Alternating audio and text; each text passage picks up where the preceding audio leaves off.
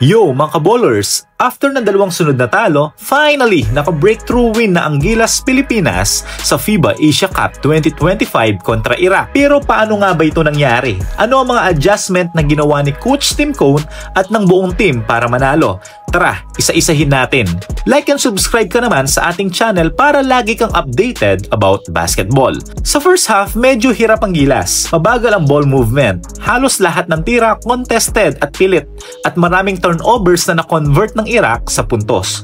Bumawi naman tayo sa depensa, solid nga ito sa half court pero hirap naman makatakbo sa opensa. Sa timeout bago matapos ang second quarter, makikita mong nag-uusap-usap sila Tim Cone at ang mga players. At dito na nagsimula yung matinding adjustments. Ano nga ba ang mga key adjustment na ginawa ng Gilas? Key adjustment number 1, yung kanilang offensive spacing. Pagpasok ng third quarter, binago ni Coach Tim Cone ang spacing. Binulaut nila si AJ Edu sa high post para mabuksan ang driving lane sina Dwight Ramos at Calvin Oftana. Ano ang naging resulta? Mas maraming open looks at mas mabilis na swing pass at dito na pumutok si Dwight Ramos. Naginit sa mid-range, nakahabol sa fast break at pumukol pa sa outside shooting. Natapos ang third quarter sa 22-5 run ng Gilas. Nagsimula sa mas maayos na floor spacing and decision making. What a decisive third quarter run na sinimulan ni Ramos. Key adjustment number 2, yung kanilang pressure defense. Second big adjustment, full court defense sa guard ng Iraq. Ang goal, pilitin silang magmadali at mawala sa rhythm at ang ibang plays nila na nag-lead sa turnover at pilit na tira rin. Yung strength nila sa first half, nasolusyonan ito ng Gilas sa second half para paihinain ito. Si AJ Edu nga ang naging defensive anchor sa ilalim. 7 rebounds, 3 steals, 2 blocks. Habang yung wings natin agresibo sa passing lanes.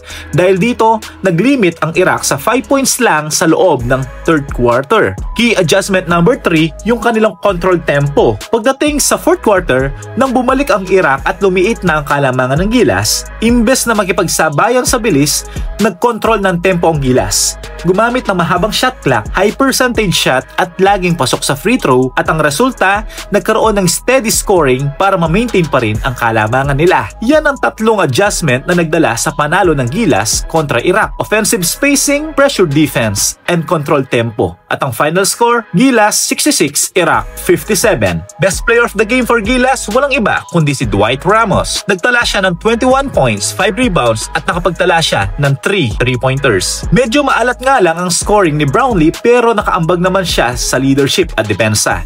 Nagtala siya ng 8 points and 7 rebounds, 4 assists and 3 steals. 3 out of 12 nga lang siya sa field goal. Pasok na sa qualification sa quarterfinals ang Gilas at ang makakalaban nila ang host ng Saudi Arabia. Magtutuloy-tuloy na ba ang execution at rhythm na pinakita ng Gilas kontra Iraq? Anong masasabi mo mga kabowlers? Comment below.